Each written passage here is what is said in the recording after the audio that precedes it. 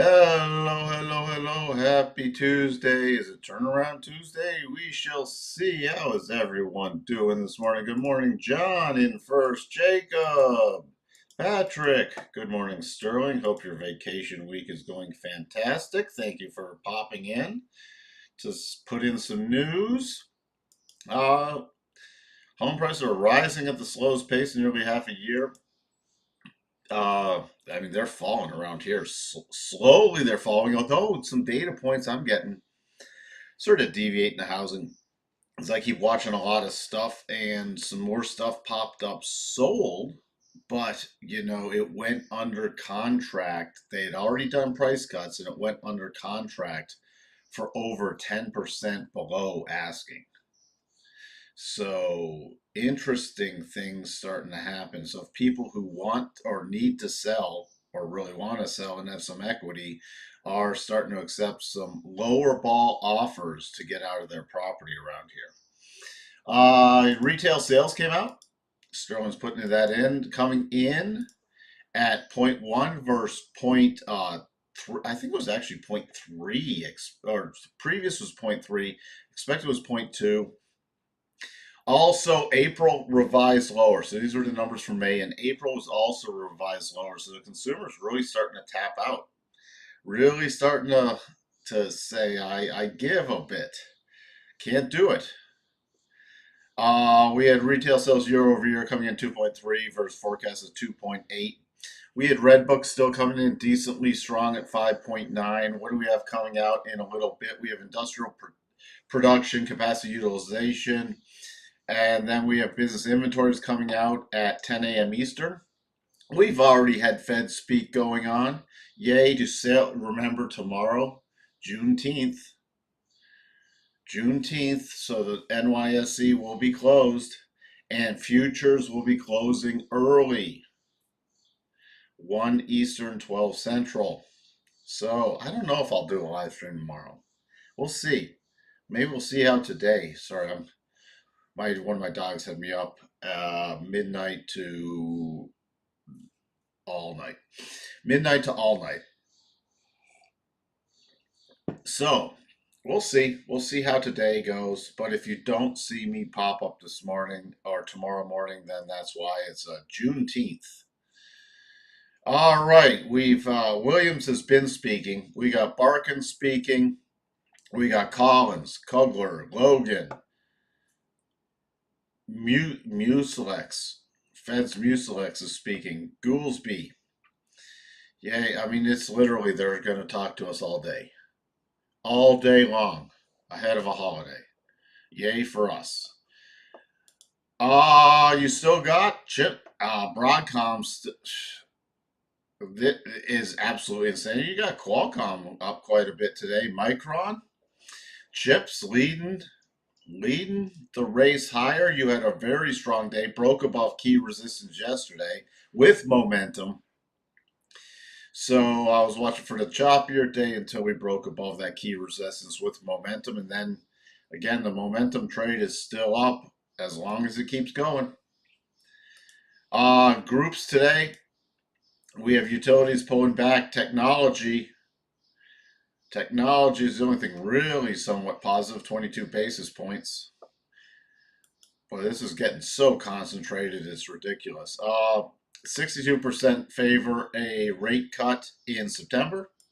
Fear and greed climbing back towards neutral. Remember, breadth was not as bad yesterday, but still overall stinks.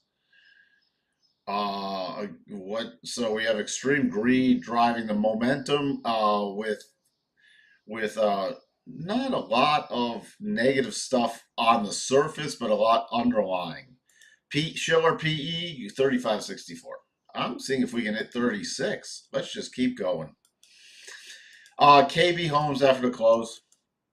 That's really it. Nothing tomorrow because of Juneteenth. And then we got Kroger, Winnebago on Thursday in the morning. So let's see who else. Why don't we, the rate cut depends on data. I got a question. Can we just like save all this If AI is going to save everything, why don't we just feed the data into AI and have AI do the cuts or the hikes? Huh? We don't need the Fed. We can have the Federal Reserve AI model. Then we don't have to listen to all this. It's everything's data dependent. Then feed it into a friggin' model. Free, you know what? We don't need this anymore. We haven't needed it for years, but since AI is going to solve everything, let's just make the AI model and feed all the data into AI, and AI can determine whether we cut or hike because it can be data dependent. It can be probably smarter at this point than this clown show. Good morning, McRangers. I mean, the Fed's decision will depend on the economy. Ugh, why? And these, I, that's all I have to say. Good morning, Legion Reaver. Is this even worthy to say? Why are they talking about? I expect interest rates to come down gradually as inflation eases. Okay, Captain Obvious. Thank you. Hello, Charles. Good morning, Royal Palms. Yeah, let's get some thumbs up. By the way, I'm losing subscribers. I guess people don't want to hear what I'm saying anymore because subscribers are unsubscribing from the channel. So maybe it's just going to be us, little core team, little core group. All right, what else do we have? Do we do? No, we don't really need a Juneteenth. No problem, Sterling. No problem. I really miss my mother. You should have just packed up the car. Should have packed up the car with the multi-monitor rig, set it out on that your beautiful view with an extension cord and a little like folding table, so you could block the view, Sterling. Oh, I just appreciate you putting in some stuff. Uh, it appears people are running out for the exit here in Surf City, North Carolina. There are tons of sale signs down here compared to last year. I think people is finally dawning on them. Well, if I want all this supposed equity, if I want to unlock it, if I want out, I got to sell the property. It's just like if you go up vertically in a stock and you're like, oh, wait, I'm a millionaire on paper, and then you ride it all the way back down. Well, you weren't actually a millionaire. You gotta take some profits off the table. Now the problem is real estate is not as liquid as stocks or futures. At least with stocks or futures, for the most part, you have in a stop. Even if you gap beyond the stop, you can get out unless you're locked or halted. But real estate, when people pile in, not so easy.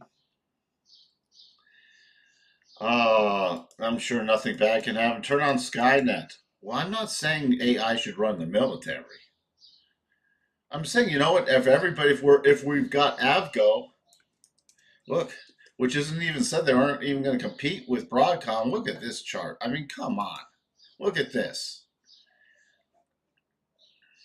I mean, the earnings weren't that great, and it's all about the stock split, but it's AI to the moon and beyond. Will Avgo hit 2K before the split? So let's just do everything AI, since it's all going to solve the world's problems. All right. Next minor, we hit that cluster area I talked about yesterday. I mean, we had a stronger day than I expected, but we hit the cluster. That's why you got to prep for both ways. If it breaks out above this 55.65 area, the next one is 55.95. Unstoppable, this market so far. We still have DeMark setups and Elliott Wave setups. They have not triggered yet. Not triggered. They could become invalidated. They could become invalidated. Support coming back. The major support is coming back about 55 to 55.05. Minor support going in the open is 55.40. NASDAQ, we have 2361. And then I can't even get any more decent pausing bars. So, and this was a weak pausing bar from before. That's how insane this stuff is. This so reminds me of the end of the dot-com bubble. when I couldn't even get pausing bars then too. Now, do we have a little mini potential double top? Yeah. Could that only potentially take us back to 20,050? Yeah, the 20,045, 20,075, 20,100. And that's on at least a 1 hour close, followed through by a 4 hour close below 20,158. Otherwise, that's key support. So 20,361 is the next level higher. And that just takes us back into the 4 hour rotation zone. Getting very, very overextended from even the daily rotation zones. Remember, it's not just option expiration on Friday, too. It's quarterly. So this is the big quarterly option rebalancing. So could this stay elevated going through Friday? Yeah. Remember, cycles at the top, extremely overbought on the daily, overbought on the weekly. Cycles at the top on the weekly. Same thing with the S&P. The Dow, still no close above the 62.5. Would still need to close above 39,425 for me to start watching for a continued rally in the Dow. Minor support coming in about 39,160. Major support coming in about 39,050. So any breakout target of the upside would be that 39,425. Russell, we had contract roll. That's why you see the big gap up. You can see here if I back adjust it, it's still in line with yesterday, but we're just going on the back adjusted for right now. So your key support's coming in at 2035 based off new contract, and then 2024. The resistance level is 2051, and then you have some major resistance at 2061. VIX, not much to talk about.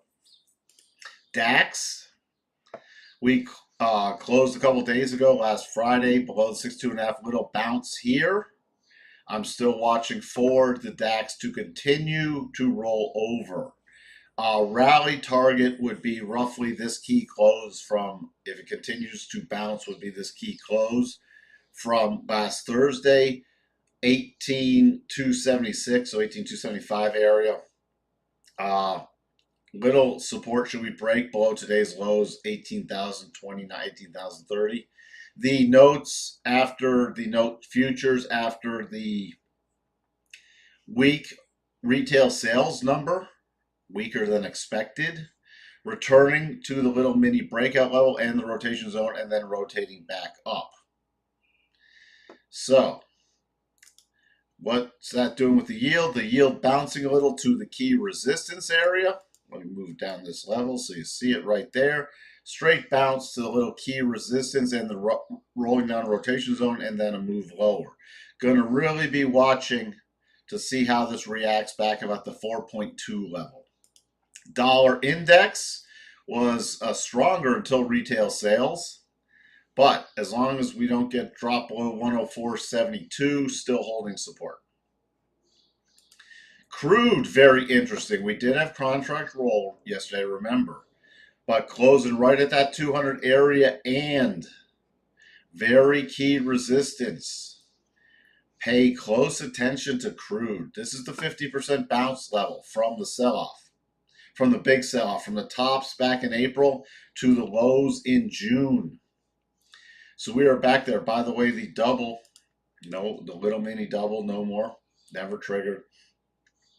But any pullback now, remember, we have cycles at the top and overbought, but any pullback now, the key support is coming in. There's a lot of support around the 79.50, 79.60 area. Gold, nothing. Gold is nothing, and this is still somewhat valid. But if we trade back down towards this 23.15 level, it won't be, and it's getting extended to the right-hand side. So I'm expecting this to just come off the table, especially with the holiday tomorrow and retail sales all the way. Silver still holding that first target area in the 50. But if that breaks down, we still have targets lower. 28.35, 27.72. Copper breaking down again. Copper breaking down. Coming into the next harmonic cluster. Now, this is coming into the 50%. Not quite there yet, but the 50% from this run-up. From the lows last October to the highs in May. So I'm really watching this key area to see if it at least gets a bounce buy setup coming in here, but nothing yet. Yen continues to weaken. Yen continues to weaken right here, stalling out at that 75% harmonic.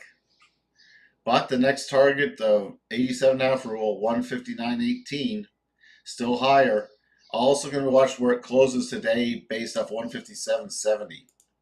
The euro, still watching because it closed below 62.5, watching for the lower price action still. So roll down moves in the euro. Let's take a look at Bitcoin real quick. Because Bitcoin did not trigger the double, ran up there, did not trigger it rolling on down. Still going to be watching the 63,370 area. So on that 4-hour basis, you can see a multi-bottom down here, which only slightly favors the continuation on the lower time frame, but you have it triggered with a double on the higher time frame with the cross the rotation zone. So still watching for some pullback in Bitcoin. Spiders, see the strong move us at this level yesterday, this 547.34, 35 area, spiking just above it and closing just below it. Remember, you're not trying to hit the highs, you're trying to hit a very key area. That's where you watch it on the close. If it continues higher, 550.56, 550.55 area. Major support is back at about 544. The minor support is coming in right about 545.75. The Qs, which I again still can't get good levels in here because this is just so overextended. We went through the levels yesterday. And let me see what I can get here. Let me see what we can, if we can get anything. Yeah, we can get somewhat. Let's see. If we break higher, 498.11. That's about the strongest level we can get right now. The pullback at 485.35 is the opening area. We're going to open in 485.06 would be the first pullback target, and then we have about 479.50.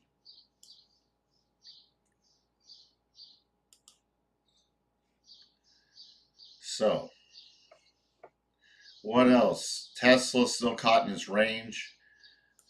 Nvidia, little reversal yesterday, but no major topping pattern besides waning momentum.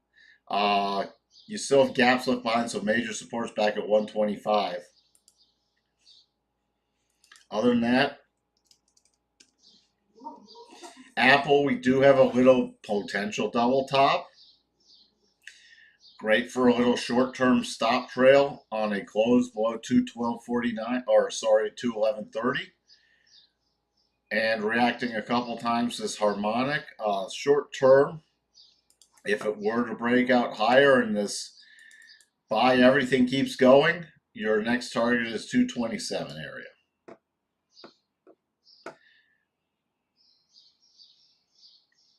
We can see your message, Coco.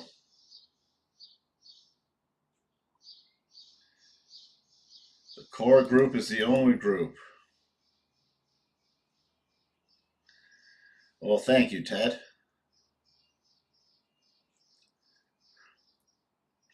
What else do we have? See, Coco, I unblocked you. So there you go. You can join again, Coco. Now just behave. You can still say NASDAQ is still 24K. Let's just, what's your next, because before it was 24K, we already ticked off your 20K number, or we go into 24. Take a look at SMCI, lots of call volume past through trading days.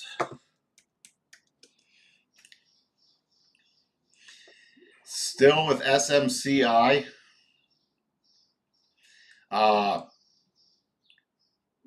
you had the little mini double, which is already played out. Still for me, even the short term, your major resistance is this 950 area. If it gets through 950, in order to remain bullish, it would have to follow through with a close above 1019. Other than that, it's still holding the weekly rotation zone, but running really out. That's why it's got to get above this 1019. Because this is getting tired up here.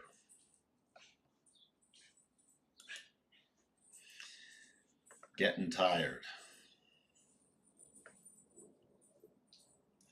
All right, what else? I don't see much else. Let's peek back to the S&P.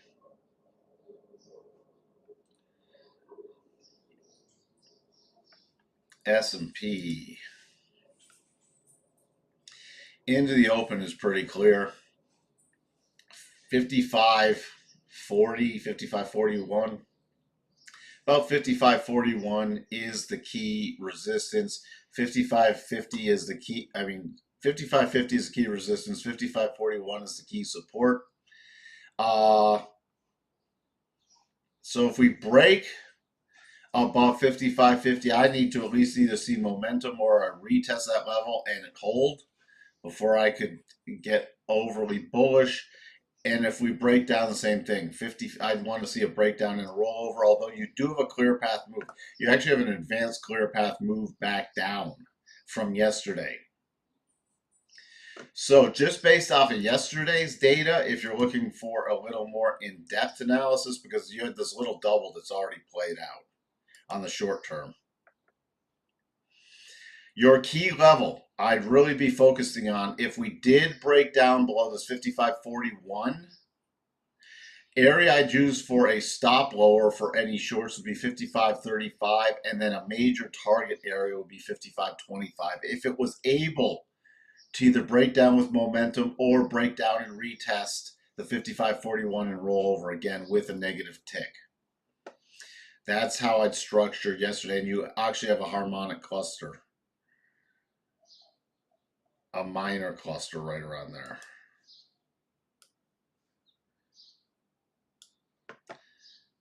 You technically don't. Sorry, I misspoke. But then you look where you're, so then you have 55.16 as the next key level below that. All right.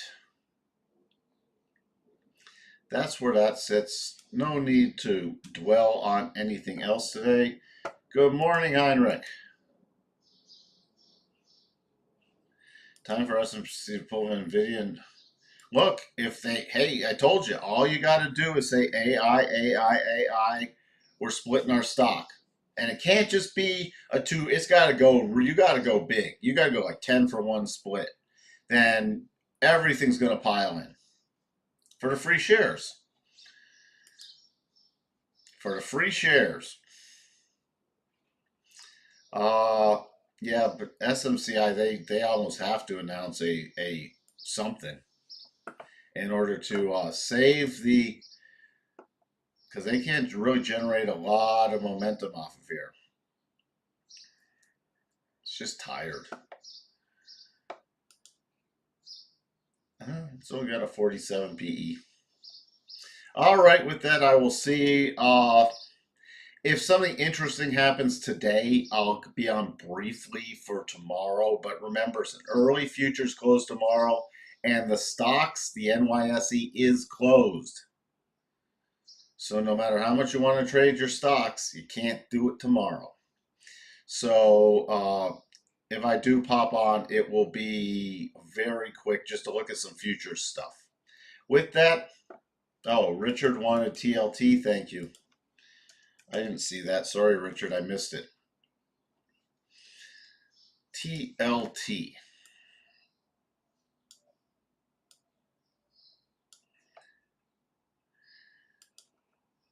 Key thing from the good old T. Why did I flip that around that way? What am I doing? I had it right before. Ugh. TLT for your continued bullish move is 95.58 on a closing basis. The key support it nearly pulled back to yesterday. That's a pretty significant area right there. But then you got the rising rotation zone. So still longer term, you can have this is in the major rollover zone. So I'd at least, if you're long this, if you've been long the TLTs, I'd be looking to move up a stop. My worst case stop would be about 92 on a closing basis. My worst case stop from a trailing perspective. And again, to remain bullish, I'd have to it get above 95.58. Otherwise, you're in the rollover zone. Now, interest rates are still easing a bit, but I think there's also, with the dollars being stronger, there's like a foreign flight to safety. So that's where you sit with the TLT. Let's just take a look at the tick since it now is open. Since I got delayed, thank you, Sterling, for reminding me that. Pretty flat tick, very flat tick opening. Very flat. So the miss in retail sales, no negative pressure from the tick. So with this, on any pullback, I'd be watching for key support to hold. We might be in a range-bound day. I thought that yesterday, and then we broke out the upside. Again, if the tick starts climbing and it can get above 55, 51, I'd at least have to look at it going in and retesting potentially yesterday's high. If we break, so nothing's changed before with the analysis, although that tick is very, very neutral this morning. So I'd err on this being resistance unless it can prove itself becoming support. Other than that, again, I'm going to err on range-bound day, or at least testing the lows and the highs to see if it can suck people in and then reverse, especially after yesterday's pretty strong run-up. But we might be reloading for Thursday going into option expiration Friday. I shall talk to everyone possibly tomorrow. If not tomorrow, definitely Thursday. Bye for now.